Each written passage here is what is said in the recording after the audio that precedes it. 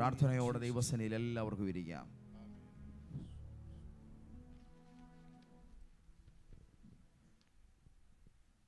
വിശുദ്ധ വചനത്തെ കരങ്ങളിലെടുത്ത് നമുക്ക് അല്പനേരം ദൈവ ശബ്ദം കേട്ട ശേഷം പ്രാർത്ഥിച്ച് ഇന്ന് രാത്രി ശുശ്രൂഷ അവസാനിപ്പിക്കാം. വലിയ പരിശുദ്ധാത്മാവിൻ്റെ അസാധാരണമായൊരു നിറവും കവിഞ്ഞൊഴുകലും നാം അനുഭവിക്കുകയാണ്.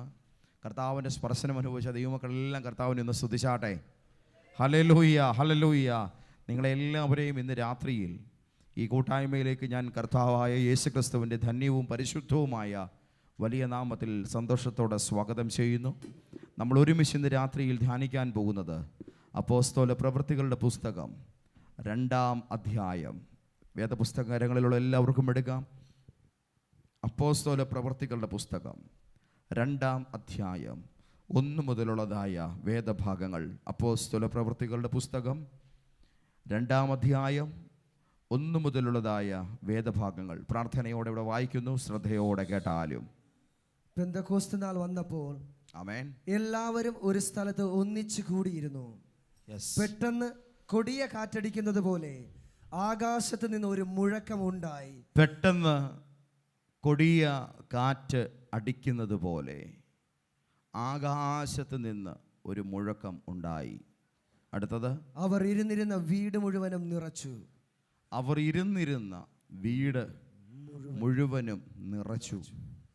അഗ്നിജ്വാല പോലെ. മതി. ഈ വചനത്തിൽ നിന്നുകൊണ്ട് പരിശുദ്ധാത്മാവ് എന്നോട് പറയുന്ന ചില മെസ്സേജുകൾ എനിക്ക് കൈമാറേണ്ടതായിട്ടുണ്ട്. പെന്തക്കോസ്ത് നാൾ വന്നപ്പോൾ അവരെല്ലാവരും ഒരു സ്ഥലത്ത് കൂടിയിരുന്നു. പെട്ടെന്ന് കൊടിയ കാറ്റടിക്കുന്നതാണെന്ന് തോന്നിപ്പിക്കുന്ന വിധത്തിൽ ഒരു വലിയ മുഴക്കം. ആ മുഴക്കമുണ്ടായിട്ട് ആ മുഴക്കം ചെയ്ത കാര്യം, അവർ കൂടിയിരുന്ന വീട് മുഴുവനും അത് നിറഞ്ഞു. ഒരാമേൻ പറയണം. കൊടിയ മുഴക്കം, പെട്ടെന്നുണ്ടായ കൊടിയ മുഴക്കം. പറഞ്ഞേ, പെട്ടെന്നുണ്ടായ കൊടിയ മുഴക്കം വീട് മുഴുവനും നിറച്ചു. നിന്റെ ഭവനത്തിൻ്റെ അകത്ത് ദൈവസാന്നിധ്യത്തിൻ്റെ അനുഭവം ഒരുപക്ഷെ നീ സ്ഥിരമായിട്ടിരുന്ന് പ്രാർത്ഥിക്കുന്ന ഒരു സ്ഥലത്ത് മാത്രമേ ഉണ്ടാകുകയുള്ളൂ. ആമേൻ. എന്നാൽ ഇന്ന് രാത്രിയിൽ ദൈവത്തിൻ്റെ ആത്മാവ് ഒരു ദൂത് പറയുകയാണ്. അത് വളരെ ശക്തിയോടുകൂടെ പാഞ്ഞു വരുന്ന ഒരു ഫലം താഴേക്ക് വീഴുമ്പോൾ അതിനെ കൈ നീട്ടി പിടിക്കുന്ന പോലെ പിടിച്ചോണം. ദൈവത്തിൻ്റെ ആത്മാവ് പറയുന്നു, നിൻ്റെ വീടിൻ്റെ സിറ്റ് ഔട്ട് മുതൽ അതിൻ്റെ മുറ്റം തൊട്ട് അതിൻ്റെ ഏറ്റവും പുറകിൽ നിൻ്റെ വീടിൻ്റെ ഏറ്റവും പിന്നിലെ മുറി വരെ, ഒരു വശം മുതൽ മറ്റേ വശം വരെ, താഴത്തെ നില മുതൽ അപ്സ്റ്റെയർ വരെ, എവിടെ കയറി ചെന്നാലും നിറഞ്ഞു നിൽക്കുന്നൊരു ദൈവപ്രവൃത്തി, നിറഞ്ഞു നിൽക്കുന്ന ആത്മാവിൻ്റെ ഒരു ഇടപെടൽ ഇന്ന് രാത്രിയിൽ സംഭവിപ്പാൻ പോകുകയാണ്. നിന്റെ വീടിൻ്റെ അകത്തെ അന്ധകാരം തോറ്റുപോകുന്നൊരു രാത്രിയാണിത്. നിന്റെ ഭവനത്തിൻ്റെ അകത്തെ ബന്ധനങ്ങൾ അഴിഞ്ഞു പോകുന്നൊരു രാത്രിയാണിത്. ചില വീടുകളുടെ അകത്ത് നിങ്ങൾ പോലും അറിയാതെ നിന്നെ തോൽപ്പിച്ച് കളയേണ്ടതിന് പലവിധ മാന്ത്രിക വിദ്യകൾ എഴുതി നിന്റെ ഭവനത്തിൻ്റെ പല കോണുകളിൽ കൊണ്ടുവന്ന് വിദഗ്ധമായി മറച്ചു വെച്ചിട്ടുള്ള പല പ്രശ്നങ്ങൾ കാലങ്ങളായി അവിടെ ഇരുന്ന് പഴകി നിനക്ക് തലവേദന സൃഷ്ടിക്കുമ്പോൾ ആകാശത്തു നിന്നൊരു മുഴക്കം ഇന്ന് രാത്രിയിൽ വെളിപ്പെടുകയാണ്. ഇരിക്കുന്ന വീട് മുഴുവൻ, പാർക്കുന്ന സ്ഥലം മുഴുവൻ, ഉറങ്ങുന്ന മുറി മുഴുവൻ നിറയ്ക്കുന്ന ഒരു ദൈവ പ്രവൃത്തി ഇന്ന് രാത്രിയിൽ യേശുവിന്റെ നാമത്തിൽ സംഭവിക്കട്ടെ. യേശുവിന്റെ നാമത്തിൽ സംഭവിക്കട്ടെ. ഇനി അതിനകത്ത് രോഗിയായിട്ട് ഒരാളെ തളച്ചിടാതെ വണ്ണം, ഇനി ഒരാളെ പേടിപ്പിച്ച് അതിനകത്ത് ഇരുത്താതെ വണ്ണം, ഇനി തോറ്റ കണ്ണുനീരുമായി ഒരാൾ അവിടെ ഇരുന്ന് പോകാതെ വണ്ണം നിറയ്ക്കുന്നൊരു പുതിയ ദൈവ പ്രവൃത്തി, ഒരു വീടിനെ കവർ ചെയ്യുന്ന ഒരു ദൈവ ശക്തി ഇന്ന് രാത്രിയിൽ അത് വെളിപ്പെടുകയാണ്. യെസ്.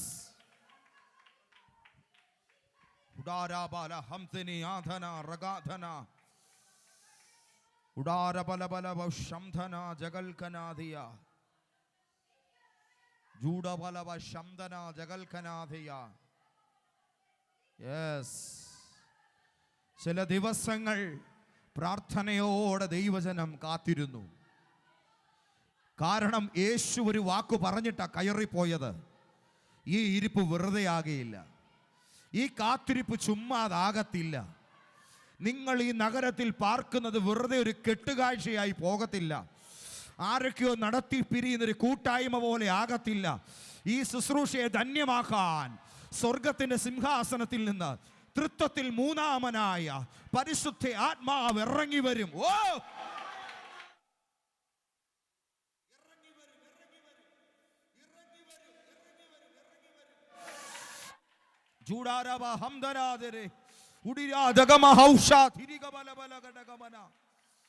ഇറങ്ങി വരും. ഞാൻ പോകുന്നത് തന്നെ അദ്ദേഹത്തെ അയക്കാനാണ്.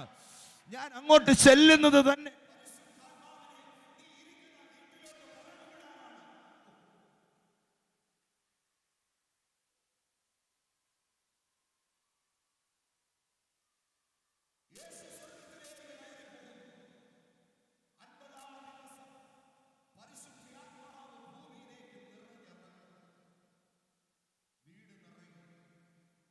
വീട് നിറയുന്നു. എല്ലാവരും എന്ന് പറഞ്ഞ ഭവനം നിറയുന്നു. ഭവനം നിറയുന്നു. ഇരുന്നിരുന്ന മുറി മുഴുവനും നിറയുന്നു. എന്തുകൊണ്ട്? എന്ത് നിറവാ അവിടെ ഉണ്ടാകുന്നത്? ഒരു കൊടിയ മുഴക്കം. ഒരു കൊടിയ മുഴക്കം. അവർ ഇരുന്ന വീട് മുഴുവൻ നിറയുന്നു. ഇന്ന് രാത്രി നിന്റെ ശരീരം മുഴുവൻ ഇത് നിറയട്ടെ. ഹൃദയത്തിൽ മാത്രമല്ല, മനസ്സിൽ മാത്രമല്ല, വല്ലപ്പോഴും നാവിൽ മാത്രമല്ല, പ്രാർത്ഥിക്കുന്ന ചില സമയങ്ങളിൽ മാത്രമല്ല, നിന്റെ ഉച്ചി തൊട്ട് ഉള്ളങ്കാല് വരെ ഈ രാത്രിയിൽ ഈ ആത്മാവിന്റെ സാന്നിധ്യം അതിശക്തമാം വിധം ഒന്ന് നിറയട്ടെ. എഴുന്നേറ്റ് നിന്നാൽ രോഗമാ, ഒരു ചുവട് വെച്ചാൽ ക്ഷീണമാ, തല തൊട്ട് കാല് വരെ പല അവയവങ്ങളിൽ മാറി മാറി വ്യാപരിക്കുന്ന, വിവിധ പേരുകളിൽ പല മരുന്നുകൾ കഴിച്ചൊതുക്കിക്കൊണ്ടിരിക്കുന്ന ഈ രോഗപീഠകളാൽ നിന്റെ ശരീരം വലയുമ്പോൾ ഈ ശരീരത്തെ നിറയ്ക്കുന്ന ഒരു പുതിയ സൗഖ്യത്തിന്റെ നിറവ്, ആരോഗ്യത്തിന്റെ നിറവ്, അനുഗ്രഹത്തിന്റെ നിറവ്, പുതിയ ചൈതന്യത്തിന്റെ നിറവ് യേശുവിന്റെ നാമത്തിൽ ഇന്ന് രാത്രിയിൽ അത് വരികയോ.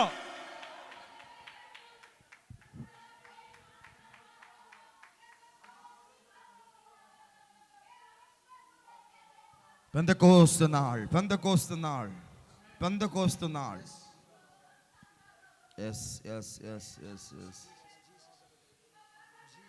പെട്ടെന്ന് കൊടിയ കാറ്റടിക്കുന്നത് പോലെ ആകാശത്ത് നിന്നൊരു മുഴക്കം, ആകാശത്ത് നിന്നൊരു മുഴക്കം. ഞാനൊരു ദൈവാലോചന ഇന്ന് രാത്രിയിൽ പറയാം. കഴിഞ്ഞ കുറച്ച് ദിവസങ്ങളായി ഈ ശുശ്രൂഷ കേട്ടുകൊണ്ടിരിക്കുന്ന ദൈവമക്കളിൽ ചിലർ ഇടതടവില്ലാതെ പ്രാർത്ഥിച്ചിരുന്ന ചില കാര്യങ്ങളുടെ മേൽ പെട്ടെന്നൊരു കൊടിയ മുഴക്കത്തിൻ്റെ രൂപത്തിൽ ദൈവത്തിൻ്റെ മറുപടി വെളിപ്പെടുകയാണ്.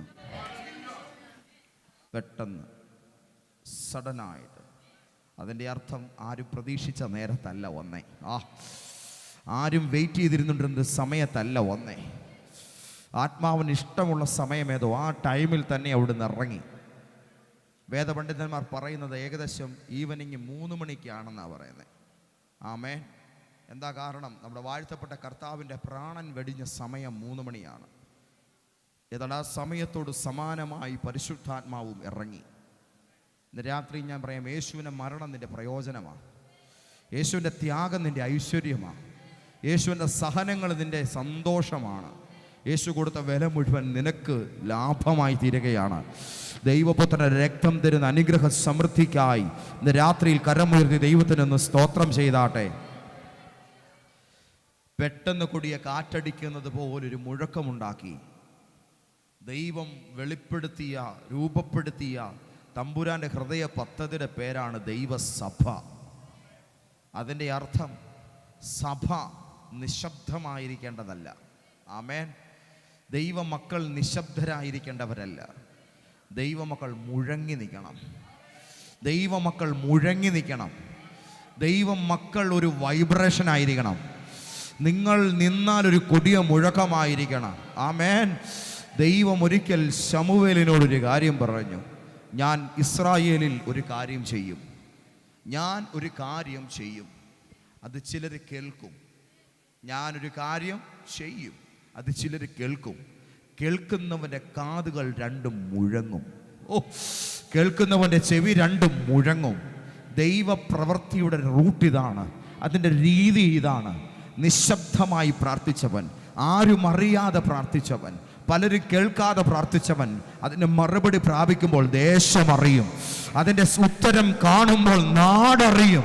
ഒരുപക്ഷെ രാജ്യത്ത് തന്നെ ചർച്ചാ വിഷയമാകുന്ന വിധത്തിലായിരിക്കും ദൈവത്തിൻ്റെ ഉത്തരം നിനക്ക് വേണ്ടി ഇറങ്ങുന്നത്. ആത്മാവിന്ന് രാത്രി ചിലരോട് ദൂത് പറയുന്നു, നിന്റെ സങ്കടങ്ങളും നിന്റെ നിരാശകളും പ്രാർത്ഥനകളുടെയും രീതി അതൊരു നിശബ്ദ സ്വഭാവത്തിലായിരുന്നു എങ്കിൽ ഇന്ന് രാത്രിയിൽ അതിന്റെ മറുപടിയായി ഞാൻ അയക്കുന്നത്, ചിലർ കാണത്തക്ക വിധവും ചിലർ കേൾക്കത്തക്ക നിലയും ചിലർ ഓടിക്കൂടുന്ന വിധത്തിലും ചിലർ എന്താ സംഭവിക്കുന്നതെന്ന് അറിയാൻ കയറി വരുന്ന വിധത്തിലും അതിശയമായിട്ടായിരിക്കും നിനക്കുള്ള എന്റെ മറുപടി വരാൻ പോകുന്നത് എന്ന് ദൈവത്തിന്റെ ആത്മാവിന്റെ രാത്രി നിങ്ങളോട് ആലോചന പറയുന്നു. എന്റെ ദൈവം ചില കാര്യങ്ങൾ ചെയ്യാൻ പോകുകയാണ്. ഞാൻ ഓൺലൈനിൽ കാണുന്നവരോട് ഞാൻ പറഞ്ഞു, നിന്റെ വീട്ടിൽ ദൈവം ചില കാര്യങ്ങളെ ചെയ്യും, അത് ഒതുക്കത്തിലായിരിക്കത്തില്ല. ആമേൻ. യേശു നടന്നു പോയപ്പോൾ രക്തസ്രവക്കാരി സ്ത്രീ വന്ന് യേശുവിനെ ഒതുക്കത്തിൽ തൊട്ടു. നേരല്ലേ ഞാൻ പറഞ്ഞത്? ആരും അറിയരുതെന്നുള്ള നിലയിൽ, ആരും കാണല്ലെന്നുള്ള നിലയിൽ നടന്നു പോകുന്ന യേശുവിൻ്റെ പിന്നിൽ വന്നിട്ട് ഒതുക്കത്തിൽ ആ വസ്ത്രത്തിൽ നിന്ന് തൊട്ടിട്ട് അങ്ങ് പോയി.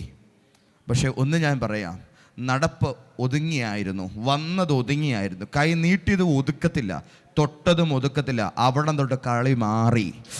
ആമേൻ. അവിടം തൊട്ട് രീതി മാറി. ദൈവത്തെ തൊടുന്നവൻ, പ്രാർത്ഥനയാൽ ദൈവത്തെ സ്പർശിക്കുന്നവൻ, അത് തമ്പുരാനുമായി നിന്റെ പ്രാർത്ഥന ദൈവത്തിന്റെ മറുപടിയുമായി കൂട്ടിമുട്ടിയാൽ പിന്നെ നീ പിടിക്കുന്നിടത്തല്ല കാര്യങ്ങൾ. യേശുവിന്റെ ആത്മാവ് ഇന്ന് രാത്രി ശക്തിയോടെ ഇടപെടുകയാണ്. നിന്റെ നിലക്കും നിന്റെ രീതിക്കും അപ്പുറത്ത് അതിശക്തമായ ഒരു ഇടപെടൽ ദൈവത്തിന്റെ പക്കൽ നിന്ന് നിനക്ക് വേണ്ടി വെളിപ്പെട്ടു വരാൻ പോകുകയാണ്. ചോദ്യം ഉടനെ വന്നു, എന്നെ തൊട്ടതാര്?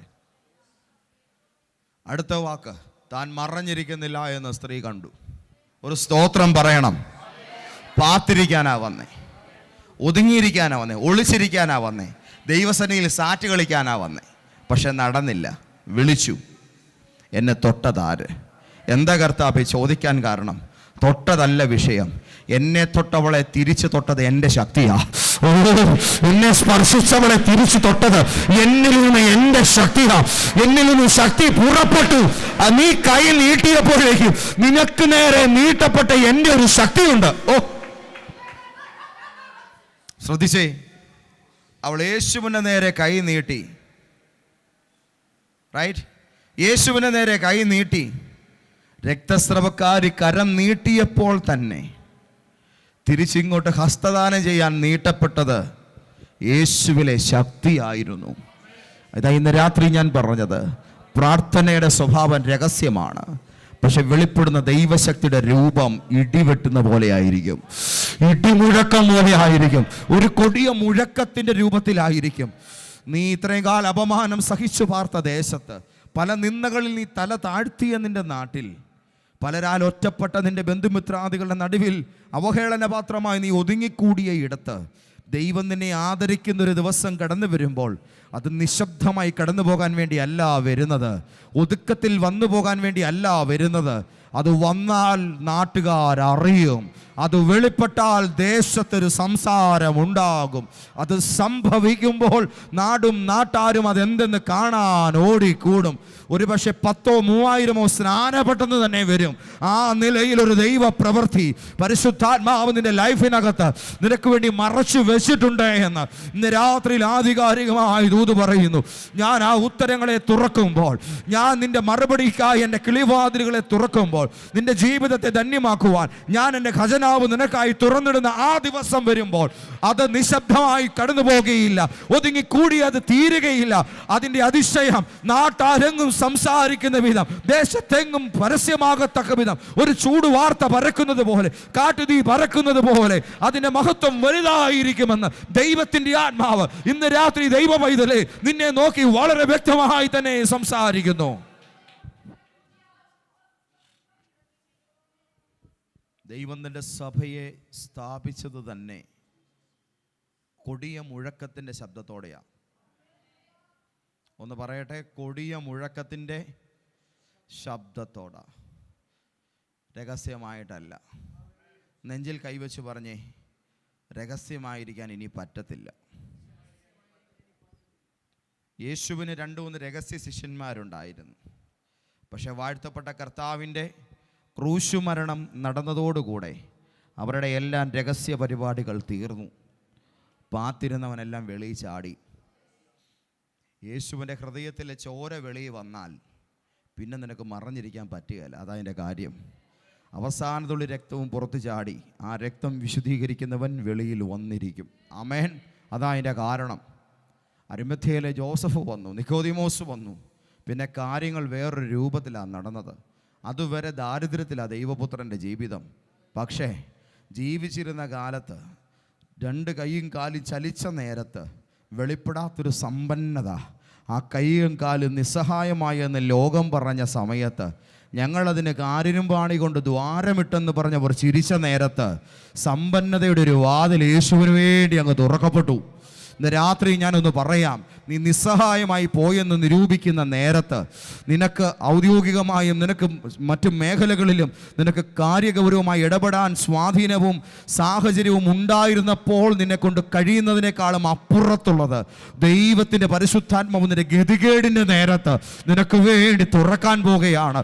നീ ബന്ധിക്കപ്പെടുന്നു എന്ന് പറയുന്ന സമയത്ത്, നിന്റെ കൈ കൊണ്ടൊന്നും ചെയ്യാനാകുന്നില്ല എന്ന് നീ ചിന്തിക്കുന്ന നേരത്ത്, എനിക്കിനി ഒന്നും പറ്റത്തില്ല എന്ന് നീ നിരൂപിക്കുന്ന സമയത്ത്, നിന്റെ ലൈഫിലെങ്കിൽ നിനക്ക് വെളിപ്പെട്ടിട്ടില്ലാത്ത വിധം ഉന്നതമായതൊന്ന് മറനീക്കി പുറത്തു കൊണ്ടുവന്ന് നിന്നെക്കുള്ള ആദരവെന്ന പോലെ ദൈവം അത് വെളിപ്പെടുത്തുവാൻ മതിയായവനാണ് ഇന്ന് രാത്രി സംസാരിക്കുന്നു.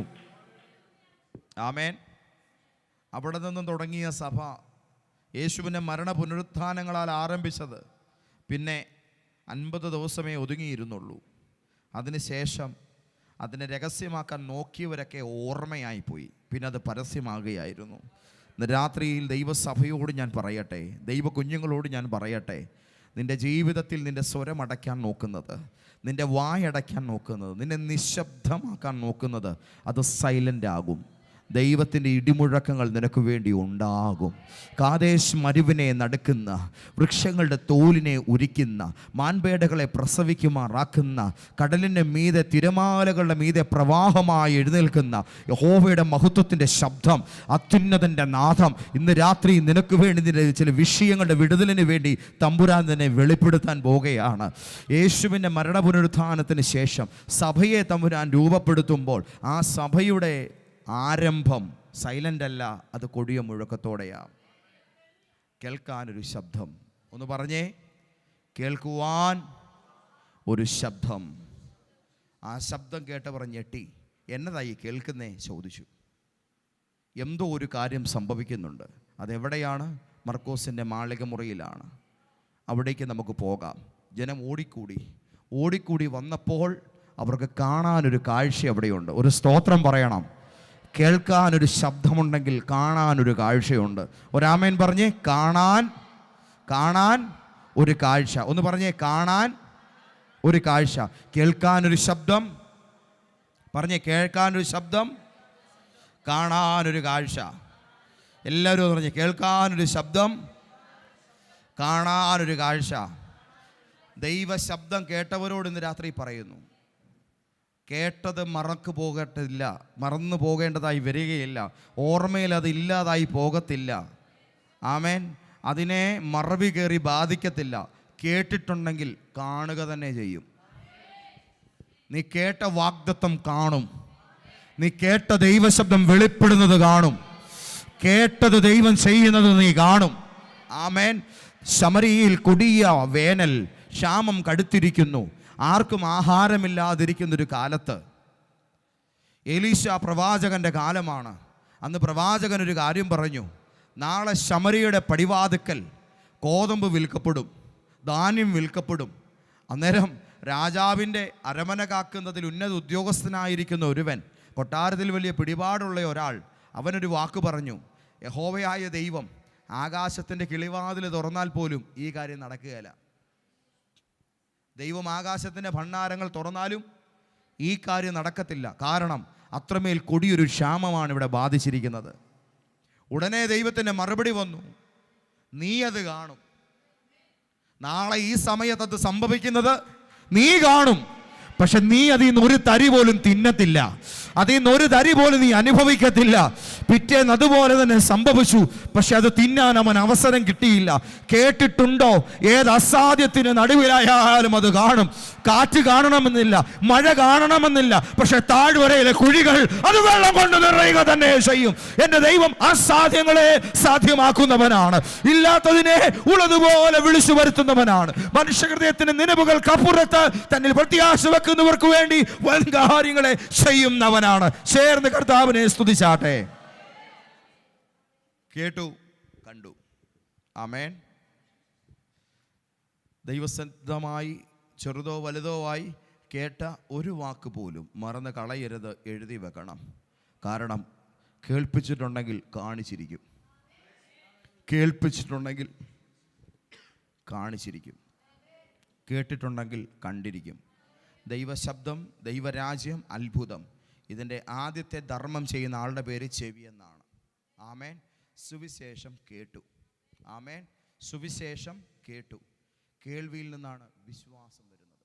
അതുകാൽ വിശ്വാസം കേൾവിയാലും, കേൾവി ക്രിസ്തുവിൻ്റെ വചനത്താലും വരുന്നു. കേൾക്കും. ഒരാമേൻ പറഞ്ഞേ. കേൾക്കും. ചെവിയാണ് ദൈവരാജ്യത്തിലെ ഫസ്റ്റ് ഡോറ് തുറക്കുന്ന താക്കോൽ. ആമേൻ. കേൾക്കാൻ ചെവിയുള്ളവൻ കേൾക്കട്ടെ. ആമേൻ. അവൻ കേൾക്കുന്നെങ്കിൽ അവന് പ്രാപിപ്പാൻ ചിലത് ഉണ്ട്. ആമേൻ.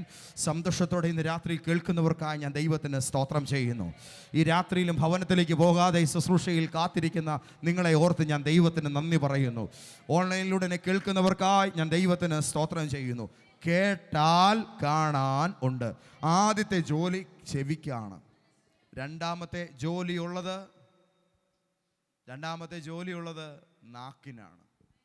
കേട്ടത് പറയുക, അതിനുവേണ്ടി പ്രാർത്ഥിച്ചു തുടങ്ങുക, അതിനുവേണ്ടി സ്തുതിച്ചു തുടങ്ങുക, കേട്ട വാഗ്ദത്തത്തിനായി സ്തോത്രം ചെയ്തു തുടങ്ങുക, കേട്ട ദൈവ ശബ്ദത്തിനായി ദൈവത്തോട് സംസാരിച്ചു തുടങ്ങുക, ലഭിച്ച അരുളപ്പാടിനായി ദൈവത്തിന് സ്തുതി കൊടുത്തു തുടങ്ങുക. ഒരാമേൻ പറയണം.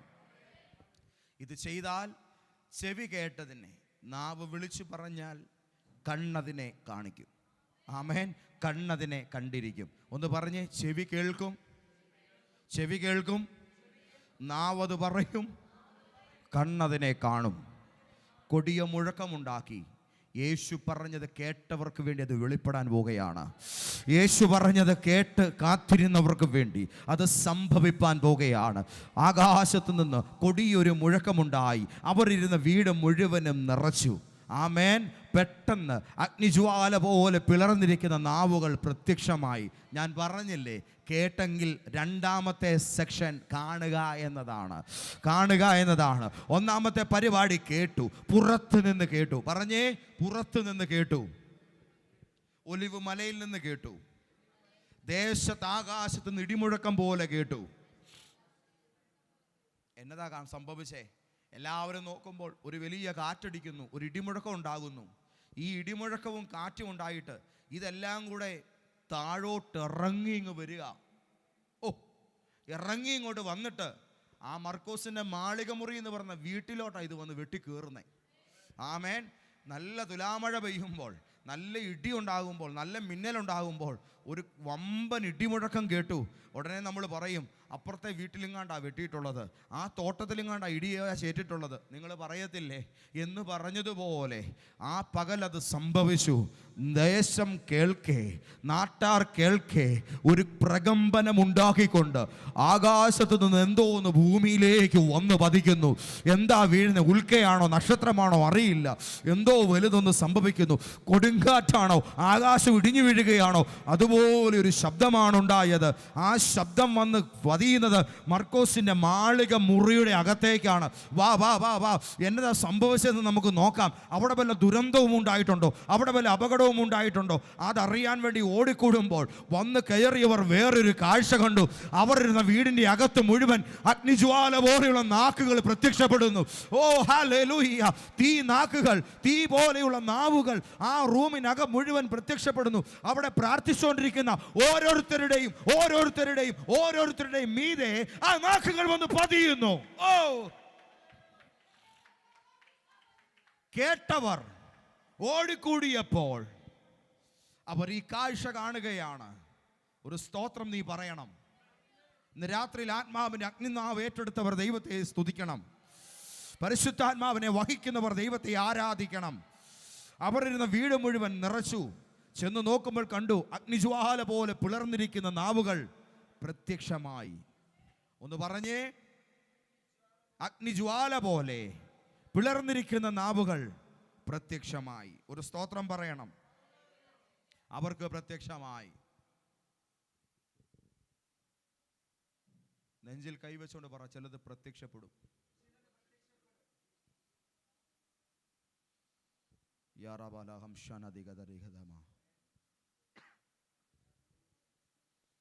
പരിശുദ്ധാത്മാവ് വെളിപ്പെട്ട സമയത്തൊക്കെ എന്തൊക്കെയൊക്കെ പ്രത്യക്ഷപ്പെട്ടിട്ടുണ്ട്. ഒരു വ്യക്തിയുടെ മേൽ ആത്മാവ് വെളിപ്പെട്ടാൽ ഓർത്തോണം, അവൻ്റെ ജീവിതത്തിൽ ചിലത് പ്രത്യക്ഷപ്പെടും. അവൻ്റെ ശുശ്രൂഷയിൽ പുതിയ ചിലത് പ്രത്യക്ഷപ്പെടും. അവൻ്റെ ജീവിതത്തിൽ ചിലത് പ്രത്യക്ഷപ്പെടും. അവൻ നിമിത്തം ചില കാര്യങ്ങൾ നടക്കും. ഇന്ന് രാത്രിയിൽ എന്നെ കേൾക്കുന്ന ദൈവത്തിൻ്റെ പൊന്നോമന പൈതലേ, നിന്നോടുള്ള ആത്മാവിൻ്റെ അരുളപ്പാട് ഞാൻ വളരെ ശക്തിയോടുകൂടെ പറയട്ടെ. നിനക്ക് വേണ്ടി ചിലത് വെളിപ്പെടാൻ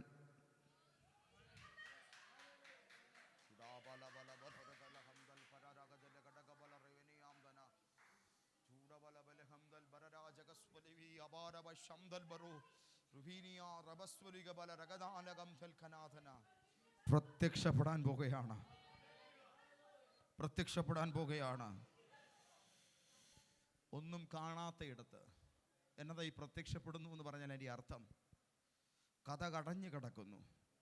ആ കഥകിന് കുറ്റിയും ഇട്ടിട്ടുണ്ട്, കൊളുത്തും ഇട്ടിട്ടുണ്ട്, അകത്ത് മുറിക്കകത്തിരിക്കുകയാണ്. ആ അടയപ്പെട്ട കഥക് തുറക്കാതെ, കോളിംഗ് ബെൽ അടിക്കാതെ, കഥക് തുറക്കാതെ ഇരുന്ന പേരയുടെ അകത്തെ റൂമിൻ്റെ അകത്ത് അവരുടെ നടുവിൽ ഒരാൾ പ്രത്യക്ഷപ്പെട്ടിട്ട് പറഞ്ഞു, നിങ്ങൾക്ക് സമാധാനം, നിങ്ങൾക്ക് സമാധാനം. ആരാ വെളിപ്പെട്ടത്? വാഴ്ത്തപ്പെട്ട കർത്താവ്. ഇതാ ഇന്ന് രാത്രിയിലെ ദൈവാലോചന. നീ ഇരിക്കുന്ന ഇടത്ത് നീ പ്രതീക്ഷിക്കാത്ത ചിലത് വരുമ്പോൾ അതിനെ വിളിക്കുന്ന പേരാണ് പ്രത്യക്ഷത. കണ്ണുകൊണ്ട് നോക്കിയാൽ കാണാൻ വയ്യാത്ത ചിലത് നിന്നെ തേടി കാണാൻ വരുമ്പോഴാണ് അത് പ്രത്യക്ഷപ്പെടുന്നു എന്ന് പറയുന്നത്. ചില നന്മകൾ ഈ രൂപത്തിൽ വരും. ചില പ്രത്യേക അനുഗ്രഹങ്ങൾ ഈ രൂപത്തിൽ കയറി വരും. ദൈവത്തിൻ്റെ പ്രത്യക്ഷതയുടെ ലേബലിൻ്റെ അകത്തുൾപ്പെട്ട ചില അനുഗ്രഹങ്ങൾ, ചില പ്രത്യേകമായ അംഗീകാരങ്ങൾ ഈ വരുന്ന ദിവസങ്ങളിൽ, ഇന്ന് രാത്രിയിൽ ഇത് ഊത് കേൾക്കുന്ന ചില കുടുംബങ്ങൾക്ക് വേണ്ടി കർത്താവ് അതിനെ അയക്കാൻ പോകുകയാണ്. അടുത്ത ദിവസങ്ങൾ വളരെ നിർണായകമാണ് എന്ന് ദൈവാത്മാവിനോട് പറയുന്നു. വരുന്ന മണിക്കൂറുകളിൽ ദൈവത്തിൻ്റെ പരിശുദ്ധാത്മാവ് ചില ഉത്തരങ്ങളെ പ്രത്യക്ഷപ്പെടുത്തും. Hallelujah, hallelujah. സങ്കീർണമായ ചില, പുറത്തിറങ്ങാൻ വയ്യാതെ ഭീതിയോടായിരിക്കുന്ന ചില വല്ലാത്ത വിഷയങ്ങളുടെ നടുവിൽ സമാധാനമെന്ന് പറഞ്ഞുകൊണ്ട്, നിനക്ക് സ്വസ്ഥത എന്ന് പറഞ്ഞുകൊണ്ട്, ഇനി പേടിക്കണ്ട എന്ന് പറഞ്ഞുകൊണ്ട്, നിന്റെ ജീവിതത്തിൻ്റെ ആ നാശോന്മുഖമായ സാഹചര്യത്തിൻ്റെ അകത്ത് അരുമനാഥൻ്റെ ഒരു പ്രത്യക്ഷത നിനക്ക് വേണ്ടി നടക്കാൻ പോകുന്നു എന്ന് ദൈവത്തിൻ്റെ ആത്മാവ് ഇന്ന് രാത്രിയിൽ സ്പഷ്ടമായി തന്നെ ചിലരോട് ദൂത് പറയുകയാണ്.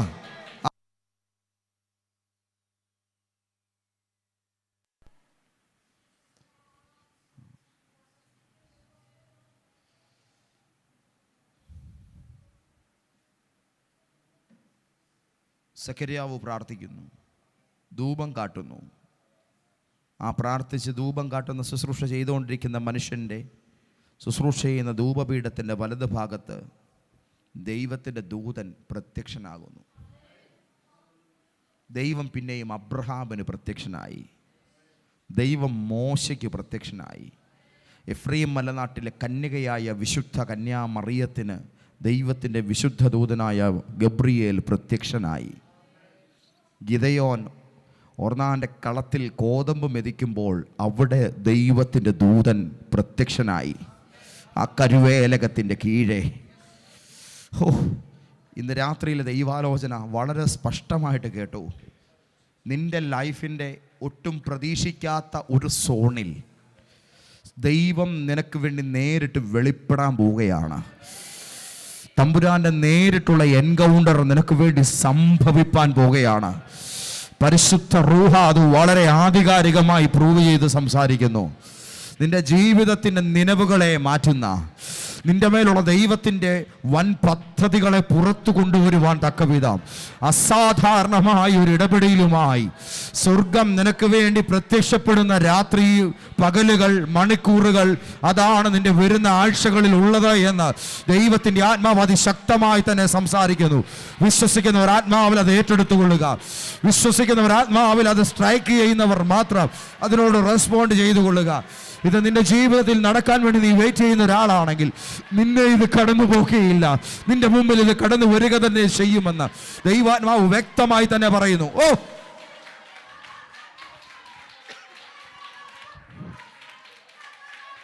Yes yes yes yes yes ആത്മമണ്ഡലവുമായി കണക്റ്റഡ് ആകുക. ആ ദൈവ പ്രവൃത്തിയുമായി നീ നിന്നെ തന്നെ ബന്ധിപ്പിക്കുക.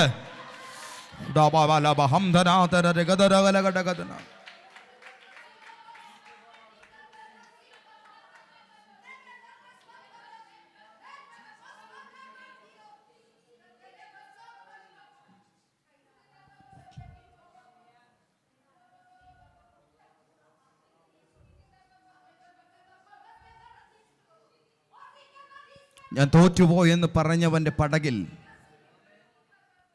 പിറ്റേ ദിവസം പ്രഭാതത്തിൽ ഒരാൾ പ്രത്യക്ഷപ്പെട്ടു.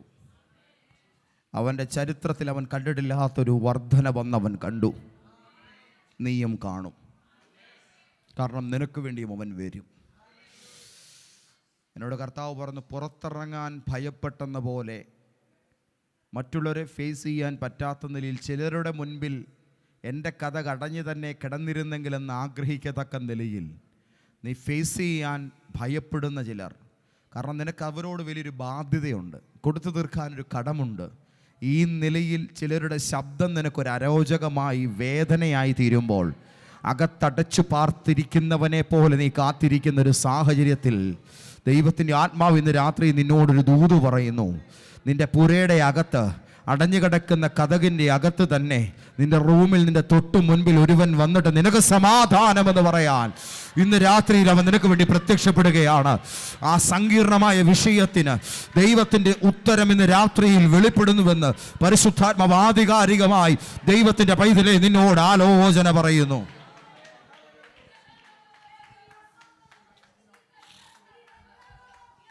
യേശുവിൻ നാമത്തിൽ ജയം. കാരാഗ്രഹത്തിൽ ആമത്തിൽ കൈകാലുകൾ ബന്ധിക്കപ്പെട്ടവനായി 4 സേവകരുടെ നടുവിൽ ഉറങ്ങുകയാണ് പത്രോസ്. ഒരു സഭ പുറത്ത് പ്രാർത്ഥിക്കുന്നുണ്ട്. വചനം ഇങ്ങനെയാ പറയുന്നത്, അറയിൽ ഒരു വെളിച്ചം വീശി. അറയിൽ ഒരു വെളിച്ചം വീശി. കാരണം അത് രാത്രിയാ. ഇരുട്ട് നിറഞ്ഞ കാരാഗ്രഹത്തിൻ്റെ അകത്ത്, വിളക്ക് തെളിച്ചു കൊടുക്കാൻ ആരുമില്ലാത്ത ഇടത്ത് ദൈവത്തിൻ്റെ മിന്നൽധാരിയായ ദൂതൻ വന്ന് പ്രകാശിക്കുന്നു. Oh Jesus, Jesus. അർദ്ധരാത്രിയിൽ മുറ്റത്തിറങ്ങി നിന്ന് പേടിയോടുകൂടെ കൂരിട്ടത്തേക്ക് നോക്കുമ്പോൾ നിനക്ക് പ്രകാശം തരാൻ ആകാശത്തൊരു വലിയ മിന്നൽ വെളിപ്പെടുന്ന പോലെ അറയുടെ അകത്ത് തല പോകുമെന്ന് കരുതിയിരിക്കുന്ന ആ ദിവസത്തിന്റെ തലേ രാത്രിയിൽ അറയുടെ അകത്ത് ദൂതൻ വെളിപ്പെടുകയാണ്. അറയിൽ ഒരു വെളിച്ചം മിന്നി.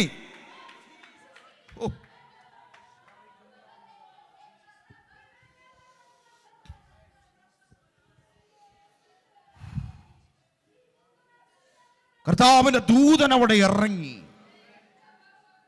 അവന്റെ വിലാപ്പുറത്ത് തട്ടി. അതിന്റെ അർത്ഥം, വെളിപ്പെടുന്ന കാഴ്ച വെറും ഒരു ചിത്രമല്ല, അതൊരു വീഡിയോ ക്ലിപ്പല്ല. കേൾക്കുന്നുണ്ടോ ഈ പറയുന്നത്? കാരാഗ്രഹത്തിൽ അന്ന് രാത്രിയിൽ വെളിപ്പെട്ടത് ഒരു വീഡിയോ ക്ലിപ്പല്ല, ഒരു ഫോട്ടോ അല്ല. അറയിൽ വെളിച്ചം മിന്നി എന്നതും അടഞ്ഞുകിടന്ന കാരാഗ്രഹം തുറക്കാതെ അതിൻ്റെ അകത്തൊരാൾ വന്ന് ഇറങ്ങി നിന്നു എന്ന് പറയുന്നതും സ്പഷ്ടമാണ്. എന്താ തെളിവ്? വന്നവൻ ഉറങ്ങിക്കിടക്കുന്ന എന്നെ തട്ടി എഴുന്നേൽപ്പിച്ചു. എന്റെ വിലാപ്പുറത്ത് അവൻ തട്ടി. അവൻ തട്ടി. വേഗം എഴുന്നേൽക്കുക, വേഗം എഴുന്നേൽക്കുക. അരമുറുക്കി നിന്റെ വസ്ത്രം ധരിച്ച് നിന്റെ കാലിലെ ചെരുപ്പുമിട്ട് നിന്റെ പുതപ്പും പുതച്ച് നീ എൻ്റെ പിന്നാലെ വേഗം ഇറങ്ങി വരിക. ഓ,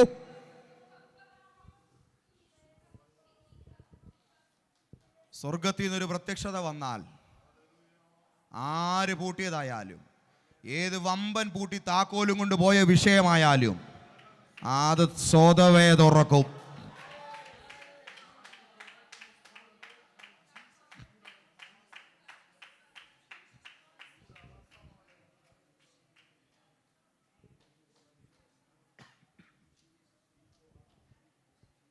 ഞാൻ ഇന്ന് രാത്രിയിൽ ഒരു കാര്യം വ്യക്തമായിട്ട് പറയാം.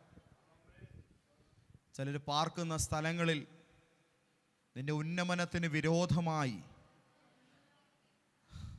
നിന്റെ പുരോഗതിക്ക് തടസ്സം സൃഷ്ടിക്കാൻ ജാഗരൂകരായി പാർത്തു നിൽക്കുന്ന ചില ഇരുട്ടിൻ്റെ അന്ധകാര ആളത്വങ്ങളുണ്ട്.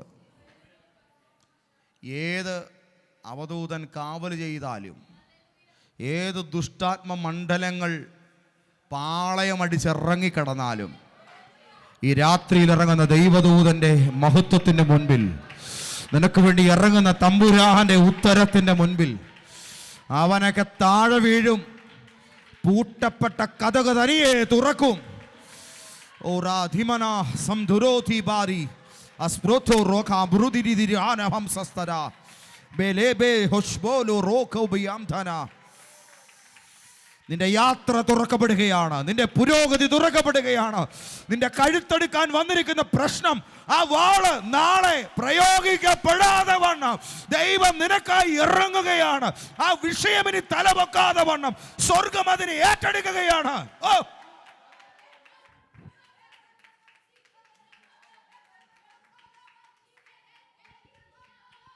പ്രത്യക്ഷത, പ്രത്യക്ഷത അതൊരു ചെറിയ സംഗതിയല്ല. അതൊരു ചെറിയ സംഗതിയല്ല. വെളിപ്പെട്ടിട്ടുണ്ടെങ്കിൽ എനിക്ക് തരാനുള്ളത് തന്നിട്ടേ പോവുള്ളൂ. എന്നെ കൊണ്ടെത്തിക്കേണ്ടിടത്ത് എൻ്റെ എത്തിച്ചിട്ടേ പോകത്തുള്ളൂ. എനിക്ക് കൈമാറേണ്ടത് തന്നിട്ടേ കടന്നു പോവുകയുള്ളൂ. ആ കാര്യങ്ങളെ ഉയർത്തി യേശുവിന് നന്ദി പറഞ്ഞേ. യേശുവേ നന്ദി എന്നൊന്ന് പറഞ്ഞേ. കർത്താവേ ആരാധന എന്നൊന്ന് പറഞ്ഞേ. അരുമനാഥനെ നന്ദി എന്നൊന്ന് പറഞ്ഞേ.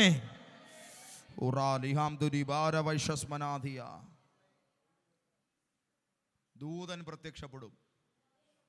ദൂതൻ പ്രത്യക്ഷപ്പെടും. പറഞ്ഞേ, ദൂതൻ പ്രത്യക്ഷപ്പെടും. ഹാഗാറിന് വേണ്ടി വെളിപ്പെട്ടത് ദൂതനല്ല, ഉറവയാ പ്രത്യക്ഷപ്പെട്ടെ. ഒന്നുകൂടെ പറയാം, ഉറവയാ പ്രത്യക്ഷപ്പെട്ടെ. നിന്റെ ആവശ്യത്തിൻ്റെ മുൻപിൽ ദൈവം നിനക്ക് തരാൻ വേണ്ടി കരുതി വച്ചിരിക്കുന്ന നന്മ അത് പ്രത്യക്ഷപ്പെടും. അത് പ്രത്യക്ഷപ്പെടും. ചില ദാരിദ്ര്യങ്ങളെ തീർക്കുന്ന ഉറവ ഇന്ന് രാത്രി ചില കുടുംബങ്ങൾക്ക് വേണ്ടി പ്രത്യക്ഷപ്പെടാൻ പോവാം. നിനക്കറിയില്ല ഇത് എങ്ങനെയാണെന്ന്. നിന്നെക്കൊണ്ട് കൂട്ടിയാൽ കൂടാത്ത വിഷയങ്ങൾ അതിൻ്റെ തലയ്ക്ക് മീതെ നിൽക്കുന്നത്. പക്ഷെ ഇന്ന് രാത്രിയിലെ ആലോചന നിന്നോട് വ്യക്തമായി ആത്മാവ് പറയുന്നു, ഈ ബാധ്യതന് തലയിൽ നിന്ന് ഒഴിവാക്കേണ്ടതിന്, ഈ വിഷയത്തിൽ നിനക്കൊരു ജയം തരേണ്ടതിന്, ഇതിനകത്ത് നിന്ന് മടുത്തു പോയെന്ന് നീ പറയുന്ന നിന്റെ ജീവിതത്തിൽ ആ സന്തോഷത്തിൻ്റെ ചിരി തിരിച്ചു തരേണ്ടതിന്, നിന്റെ ദാഹം തീർക്കുന്ന വറ്റാത്തൊരു തൃപ്തിപ്പെടുത്തുന്ന ജീവനീരുറവ ഞാൻ തുറക്കുകയാണ്. ജീവസന്ധാരണത്തിനു വേണ്ടി ഒരു പുതിയ അഭിവൃദ്ധിയുടെ വാതിൽ, ഒരു പുതിയ സന്തോഷത്തിൻ്റെ അവസരം നിനക്കായി ഞാൻ തുറക്കുന്നുവെന്ന് ദൈവത്തിൻ്റെ ആത്മാവ് ഇന്ന് രാത്രിയിൽ വ്യക്തമായ ആലോചന പറയുന്നു. യേശുവേ നന്ദി, യേശുവേ നന്ദി, യേശുവേ നന്ദി, എൻ്റെ യേശുവേ നന്ദി, എൻ്റെ കർത്താവേ സ്തോത്രം. അവിടുന്ന് അത് തുറക്കുകയാണ്. ഹോ, താങ്ക് യു ജീസസ്. കർത്താവേ, എവിടെയാണ് ഞങ്ങൾ അങ്ങേക്ക് വിരുന്നൊരുക്കേണ്ടത്, അത്താഴം ഒരുക്കേണ്ടത്? നിങ്ങളെതിരെ ചെല്ല്. നിങ്ങൾ നടന്നപ്പുറം ചെല്ലുമ്പോൾ ഒരു മനുഷ്യൻ വെള്ളം കുടവും ചുമന്നുകൊണ്ട് നിങ്ങൾക്ക് എതിർപ്പെടുന്നത് നിങ്ങൾ കാണും. ആമേൻ. അവനോട് ചോദിക്കണം, ഞാൻ എൻ്റെ ശിഷ്യന്മാരുമായി അത്താഴം കഴിക്കേണ്ട സ്ഥലം എവിടെയെന്ന് ചോദിക്കുന്നു. അപ്പോൾ അവൻ നിങ്ങൾക്ക് വിരിച്ചൊരുക്കിയ മാളികമുറി കാണിക്കും. സ്വന്തമായി വീടില്ലാത്ത യേശു, സ്വന്തമായി വിരുന്നുശാലയില്ലാത്ത യേശു, തൻ്റെ ശിഷ്യന്മാർ അവർക്ക് വിരുന്ന് കഴിക്കണം. ഇടം എവിടെ? ഉത്തരം കാണിച്ചു തരും. മറുപടിയുമായി ഒരാൾ നിങ്ങളുടെ യാത്രയുടെ മുൻപിൽ പ്രത്യക്ഷപ്പെടാൻ പോവുകയാണ്. മറുപടിയുമായി ഒരാൾ നിൻ്റെ യാത്രയുടെ മുമ്പിൽ പ്രത്യക്ഷപ്പെടാൻ പോവുകയാണ്. ആമേൻ.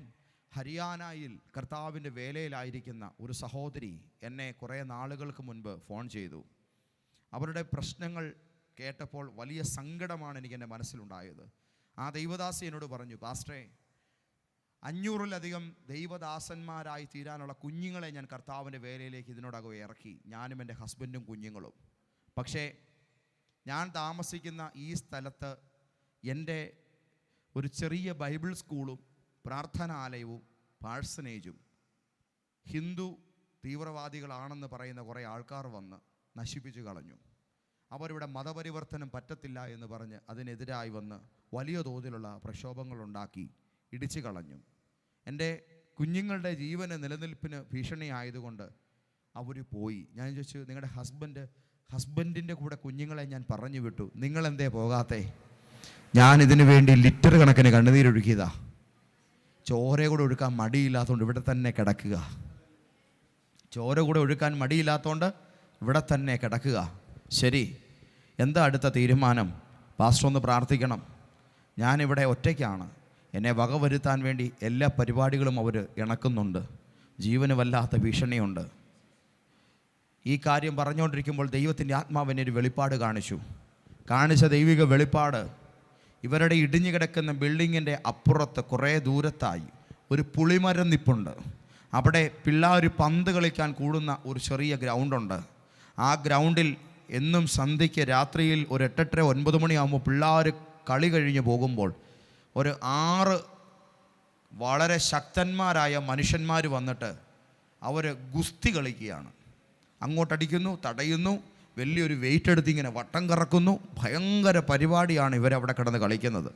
എന്നിട്ട് ഞാൻ ആ സ്ത്രീയോട് ചോദിച്ചു, സഹോദരി, ഞാൻ ഇങ്ങനൊരു കാഴ്ച കാണുന്നുണ്ട്, നിങ്ങൾക്ക് ഇങ്ങനൊരു കാഴ്ച എല്ലാ ദിവസവും അവിടെ കാണാൻ പറ്റുന്നുണ്ടോ? എന്നോട് അവർ പറഞ്ഞു, ഉണ്ട് പാസ്റ്ററേ. രാത്രിയിലൊരു 8-9 മണിയാകുമ്പം ഇവിടുത്തെ ആൾക്കാരെല്ലാം പോകും. അന്നേരമാണ് എൻ്റെ വീടിന് തീ വെക്കാൻ വേണ്ടി ഇവന്മാർ കാത്തിരിക്കുന്നത്. പക്ഷേ ആ സമയത്താണ് ഇവിടെ എന്ത് ചെയ്യുന്നത്, അപ്പുറത്ത് ഒന്ന് ഓടിയെത്താൻ പറ്റുന്ന ദൂരത്ത് ഇവരൊരു 6 പേരെന്ത് ചെയ്യുന്നത്, ഗുസ്തി കളിക്കാൻ വേണ്ടി വരുന്നത്. അക്ഷരാർത്ഥത്തിൽ ഞെട്ടിപ്പോകുന്നൊരു സംഭവമാണ്. ആ സഹോദരിയുമായിട്ട് നേരിട്ട് സംസാരിച്ചപ്പോൾ അവരെന്നോട് പറഞ്ഞ് ഉറപ്പ് വരുത്തിയ ഒരു വലിയ കാര്യമാണ് ഞാൻ ഈ പറയുന്നത്. ഞാൻ അവരോട് പറഞ്ഞു, കർത്താവിനോട് അങ്ങനെ പറഞ്ഞു, എന്തൊക്കെയോ കാര്യങ്ങൾ ദൈവാത്മാവിന് വെളിപ്പെടുത്താനുണ്ട്. ഉടനെ യേശു എന്നോട് പറഞ്ഞു, അവരോട് ചോദിക്കുക, നിനക്കവരെ പരിചയമുണ്ടോ? അപ്പോൾ ഞാൻ ചോദിച്ചു, അവിടെ ഗുസ്തി മത്സരത്തിന് വരുന്ന ഇവന്മാരെ നിങ്ങൾക്ക് അറിയാവോ? ഉടനെ ഈ സ്ത്രീ പറഞ്ഞു, ഈ നാട്ടിൻ പ്രദേശത്തുള്ള സകല ആൾക്കാരെ എനിക്കറിയാം, ഞാൻ കയറാത്ത ഒറ്റ വീട് പോലും ഇല്ല. പക്ഷേ ഇവരാരാണെന്ന് എനിക്കറിയത്തില്ല. ഈ തോടിൻ്റെ അക്കരെ വേറെ ഒരു ഗ്രാമമാണ്. ആ ഗ്രാമത്തിൽ നിന്ന് ചിലപ്പോൾ വരുന്നതായിരിക്കും. എനിക്ക് അവരെ പരിചയമില്ല. രാത്രി ആയതുകൊണ്ട് ഞാൻ അങ്ങോട്ട് പോകാറില്ല. ശരി, ഈ തോടിനക്കരെ എന്താ? അതൊരു ശ്മശാനമാണ്, ഒരു ചുടലക്കളമാണ്. അവിടെ എന്നും മൃതദേഹങ്ങൾ കൊണ്ടുവന്ന് ദഹിപ്പിക്കും. അവിടെ നിന്നും കുറച്ച് ആൾക്കാർ എനിക്ക് നേരെ കടുത്ത ആഭിചാരങ്ങൾ ചെയ്യുന്നുണ്ട്. പക്ഷേ അതെനിക്ക് ഏശുന്നില്ല എന്നുള്ളതാണ് സത്യം. ശരി, സമ്മതിച്ചു. പെട്ടെന്ന് ദൈവത്തിൻ്റെ ആത്മാവിനോട് പറഞ്ഞു, ഈ 6 പേർ നീ കാണുന്ന രാത്രിയിൽ 8-9 മണിക്കിടയിൽ അവിടെ വന്ന് ഈ അങ്ങോട്ടും ഇങ്ങോട്ടും എക്സസൈസ് ചെയ്യുന്ന ഈ 6 പേർ നീ രാത്രിയിൽ 2 മണിക്കും 3 മണിക്കും ഇറങ്ങുമ്പോഴും അവർ ആ കാര്യം ചെയ്യുന്നുണ്ടോ? എന്നോട് പറഞ്ഞു, ഉണ്ട്. ഞാൻ രാത്രിയിൽ ഇറങ്ങി വെളിയിലോട്ട് നോക്കുമ്പോഴും അവരവിടെ തന്നെ എന്ത് ചെയ്യുന്നുണ്ട്. പെട്ടെന്ന് പരിശുദ്ധാത്മാവ് ഒരു കാര്യം എന്നോട് പറഞ്ഞു, എന്നാൽ കേട്ടോ, അത് മനുഷ്യരല്ല, നിന്റെ സംരക്ഷണത്തിന് വേണ്ടി ഞാനിട്ടിരിക്കുന്ന എൻ്റെ 6 ഗാർഡുകളാണ്. നിന്റെ ജീവന് നിന്നെ ചുട്ടരിക്കാതിരിക്കാൻ ഞാൻ അയച്ചിരിക്കുന്ന എൻ്റെ 6 ദൂതന്മാരാണ് അവിടെ വന്ന് നിനക്ക് സംരക്ഷണം തരുന്നത്. സ്തോത്രം. പറഞ്ഞു തീരുന്നതിന് മുമ്പ് വാവിട്ട് ഞാൻ കരഞ്ഞു പോയിട്ടാണ് ആ ദൈവാലോചന അവസാനിപ്പിച്ചത്. ഒറ്റയ്ക്കായി പോയ ഒരു സ്ത്രീക്ക് വേണ്ടി തേടി ചെല്ലാൻ ഒരു മനുഷ്യനില്ലാത്തൊരു വല്ലാത്ത നാട്ടിൽ അവൾക്ക് വേണ്ടി ഒരു രാത്രിയിൽ പ്രത്യക്ഷപ്പെടുകയാണ്. 1 അല്ല 6 ദൈവത്തിന്റെ ദൂതന്മാർ മനുഷ്യരൂപത്തിൽ ഇറങ്ങി വന്നു നിന്ന് അവളുടെ സംരക്ഷണത്തിന് വേണ്ടി ആ ദേശത്ത് അവൾക്ക് കാവലായി നിൽക്കുന്നു. യഹോവയുടെ ദൂതൻ അവന്റെ ഭക്തന്മാരുടെ ചുറ്റും പാളയം ഇറങ്ങി. ദൈവത്തിൻ്റെ പൈതലേ, നിന്റെ ഉത്തരങ്ങൾ പ്രത്യക്ഷപ്പെടും, നിന്റെ കരുതൽ പ്രത്യക്ഷപ്പെടും, നിന്റെ സംരക്ഷണം പ്രത്യക്ഷപ്പെടും, നിന്റെ വിടുതൽ പ്രത്യക്ഷപ്പെടും. ആഹാ, ഈ വാക്കിനെ ഒന്ന് മുറുകെ പിടിച്ച് ഇന്ന് രാത്രി പ്രാർത്ഥിക്കാം. ആമേൻ. എന്താ അതിൻ്റെ കാരണം? എനിക്ക് വേണ്ടത് ഞാൻ ഇരിക്കുന്നിടത്ത് പ്രത്യക്ഷമാവും. ഒന്നൂടെ. എനിക്ക് വേണ്ടത് ഞാൻ ഇരിക്കുന്ന ഇടത്ത് പ്രത്യക്ഷമാകും. കർത്താവിൻ്റെ ദാസൻ ജോർജ് മുള്ളറിൻ്റെ ഒരു സംഭവം കൂടെ പറഞ്ഞു നിർത്താം. തൻ്റെ അനാഥശാലയിൽ പണം ആവശ്യമായിരിക്കുമ്പോൾ താൻ ഒരു കുഞ്ഞു മുറിക്കകത്ത് കയറി മണിക്കൂറുകൾ പ്രാർത്ഥിക്കുമായിരുന്നു. ആ പ്രാർത്ഥന കഴിഞ്ഞ് താൻ തൻ്റെ കൈ മുൻപോട്ടേക്ക് നീട്ടുമ്പോൾ താൻ എത്ര ലക്ഷം രൂപയ്ക്കാണോ ദൈവത്തോട് പ്രാർത്ഥിച്ചത് അതിൻ്റെ മേലായിരിക്കും താൻ കൈവെക്കുന്നത്. കതക് തുറന്നിട്ടില്ല, ആരും കൊണ്ടൊന്ന് വെച്ചിട്ടില്ല. താൻ ചോദിക്കുന്ന വിഷയത്തിൻ്റെ മറുപടി ഒരു മനുഷ്യനും സഹായിക്കാനില്ലാത്ത സമയത്ത് താൻ മുട്ടുമടക്കിയ പ്രാർത്ഥനാ മുറിയുടെ അകത്ത് തനിക്ക് വേണ്ടി കൊണ്ടു കൊടുക്കുന്നൊരു കർത്താവ് നീ ചോദിക്കുന്നത് നിനക്ക് പ്രത്യക്ഷമായി ഉത്തരമായി തന്നെ വെളിപ്പെടാൻ പോകുകയാണ്. ഈ ദൈവാലോചന എത്ര പേർ മുറുകെ പിടിക്കുന്നു? അതെ, എനിക്ക് വേണ്ടത് പ്രത്യക്ഷമാകും, എനിക്ക് വേണ്ടത് വെളിപ്പെട്ട് വരും. അതിന് കാര്യകാരണങ്ങളില്ലായിരിക്കാം, അതിന് സാധ്യതകളില്ലായിരിക്കാം, അതിന് വ്യക്തമായ ഉറവിടങ്ങളില്ലായിരിക്കാം. പക്ഷെ ഒന്നെനിക്കറിയാം, പ്രാർത്ഥന കേൾക്കുന്ന ദൈവം ജീവിക്കുന്നു. വാഗ്ദത്തം വിളിച്ചു പറഞ്ഞ ദൈവം അത് പ്രവർത്തിപ്പാൻ മതിയായവൻ. എല്ലാവരും ഒരു നിമിഷം എഴുന്നേറ്റേ. 7:59 എനിക്ക് എൻ്റെ മെസ്സേജ് തീർക്കേണ്ട സമയമായി. പെട്ടെന്ന് കൊടിയ കാറ്റടിക്കുന്ന പോലൊരു മുഴക്കമുണ്ടായി. അവർ ഇരുന്ന വീട് മുഴുവൻ നിറച്ചു. ഒന്ന് ഞാൻ പറയാം, ഒരു ദൈവത്തിൻ്റെ ശക്തി നിന്റെ വീടിൻ്റെ എല്ലാ മുറിയിലും നിറയാൻ പോവുക ഈ രാത്രിയിൽ. ആഹാ, അവർ ഇരുന്ന വീട് മുഴുവൻ നിറച്ചു. ഒന്ന് കേട്ടെ, ഇരിക്കുന്നത് എവിടെയാണോ അവിടെ ഇനി മുതലൊരു നിറവ് വരും.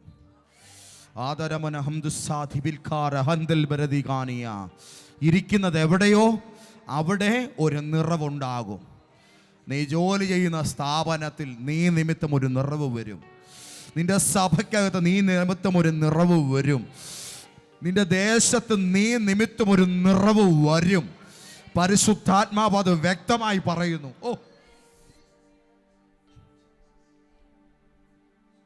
റാന്നിയിൽ നിന്നും വലിയകാവെന്ന് പറയുന്ന റാന്നിയിലെ വനത്തിൻ്റെ അകത്തുള്ള ഒരു കുഞ്ഞു സ്ഥലത്ത് നിന്നും ബോംബെ എന്ന് പറയുന്ന സ്ഥലത്തെ പനവേൽ എന്ന് പറയുന്ന നാട്ടിൽ കുഷ്ഠരോഗികളും HIV ബാധിതരുമായ ഒരു 480-ലധികം ആൾക്കാരെ നോക്കാൻ ഈ നാട്ടിൽ നിന്ന് ഒരു മനുഷ്യൻ ട്രെയിൻ കയറി. കേട്ടോണം, അവിടെ ചെന്നു.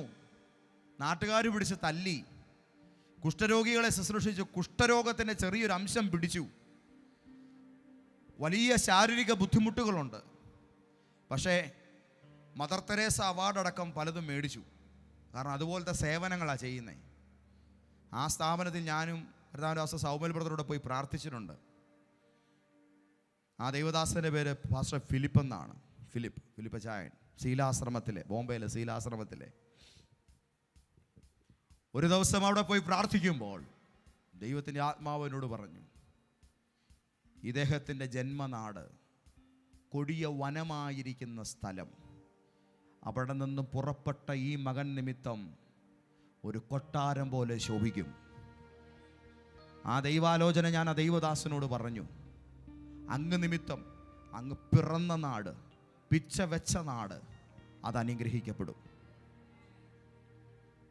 സന്തോഷത്തോടെ ആ ദൈവാലോചനയെല്ലാം കേട്ട്, അദ്ദേഹം അങ്ങനെ വലുതായിട്ടൊന്നും റെസ്പോണ്ട് ചെയ്യുന്ന ഒരാളൊന്നുമല്ല, വലിയ ആത്മീക ദാർശനികനായൊരു വ്യക്തിയാണ്. എല്ലാം കേട്ടു.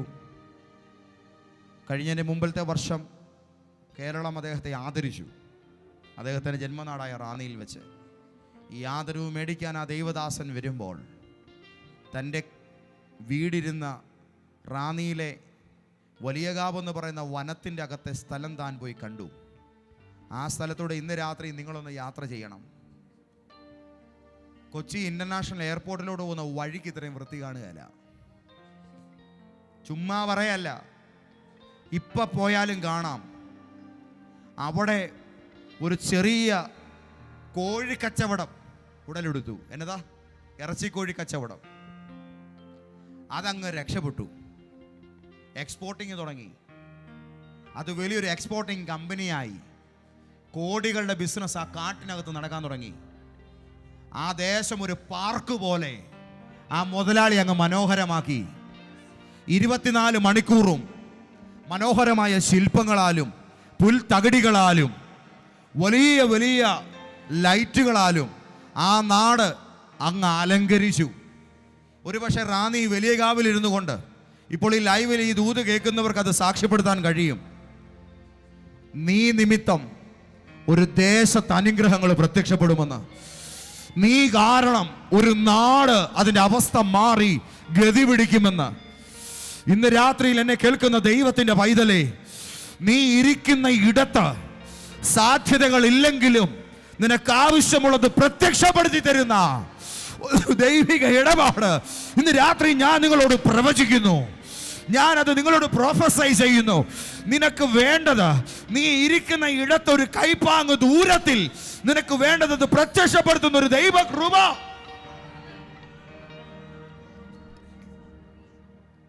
കർത്താവ് അത് തുറക്കുകയാണ്. കർത്താവ് അത് തുറക്കുകയാണ്. നിന്റെ ഈ ചോറുന്ന വലത് കൈ കൊണ്ട് ഇന്നേ നാഴിക വരെ നീ തൊട്ടിട്ടില്ലാതത്ര വലിപ്പമുള്ള ഒരു വലിയ നന്മയെ തൊടാൻ നിന്റെ കൈ നീ തയ്യാറാക്കിക്കോ. അത് നിനക്കായി വെളിപ്പെടാൻ പോകുന്നു എന്ന് ദൈവത്തിൻ്റെ ആത്മാവ് നിന്നോട് പറയുന്നു. നീ ഇന്ന് വരെ ഉപയോഗിച്ചിട്ടില്ലാത്ത വലുതൊന്നിനെ നിന്റെ കൈകളിൽ നീ സ്പർശിക്കാൻ നേരമാകുന്നു എന്ന് പരിശുദ്ധാത്മാവിന്ന് രാത്രി ചിലരെ നോക്കി വിളിച്ചു പറയുന്നു. ആത്മാവിൽ നിനക്കതിനൊന്ന് മുറുകെ പിടിക്കാമോ? ഞങ്ങളുടെ ദൈവമേ, സ്വർഗീയ പിതാവേ, ഞങ്ങളുടെ വീട് നിറയ്ക്കുന്ന മുഴക്കങ്ങൾ ഉണ്ടാകട്ടെ. സ്വർഗത്തിലെ കമ്പനങ്ങൾ ഞങ്ങളുടെ ഭവനത്തിൻ്റെ ഉള്ളടരുകളെ പിടിച്ചു കുലുക്കുന്ന വിധത്തിൽ അവർ പ്രാർത്ഥിക്കാനിരുന്ന സ്ഥലം കുലുങ്ങി. ഓഹോ, നിന്റെ മക്കൾ ആരാധിക്കാനും പ്രാർത്ഥിക്കാനും ഉറങ്ങാനും ദൈവം അവർക്ക് നൽകിയ ഇടങ്ങൾ, അത് താൽക്കാലികമോ സ്വന്തമോ ആകട്ടെ, അതിൻ്റെ അകത്തിന്ന് രാത്രിയിൽ ഈ ദൈവപ്രവൃത്തിയെ ഞാൻ ആക്ടിവേറ്റ് ചെയ്ത് പ്രാർത്ഥിക്കുന്നു.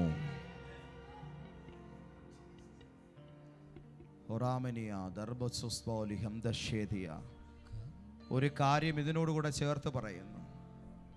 നേരിട്ട് നോക്കുമ്പോൾ സ്വന്തം വീടിൻ്റെ അകത്ത് എന്തൊക്കെയോ കറുത്ത രൂപങ്ങൾ അങ്ങോട്ടും ഇങ്ങോട്ടും മാറുന്നത് പോലെ ഒരു ഭയം കയറി വാണ സ്ഥലത്ത് ദൈവത്തിൻ്റെ ദൂതന്മാർ ചിറക് വീശി പറക്കുന്ന കാഴ്ച ഇന്ന് രാത്രി മുതൽ നീ കാണാൻ പോവുകയാണ്. നിന്റെ നിവാസം ദൈവം അത് ഏറ്റെടുക്കുകയാണ്. സ്വർഗം അതിനെ അറ്റസ്റ്റ് ചെയ്യുകയാണ്. ഇരുന്ന സ്ഥലം മുഴുവൻ നിറയ്ക്കുന്ന ദൈവത്തിൻ്റെ കൃപ.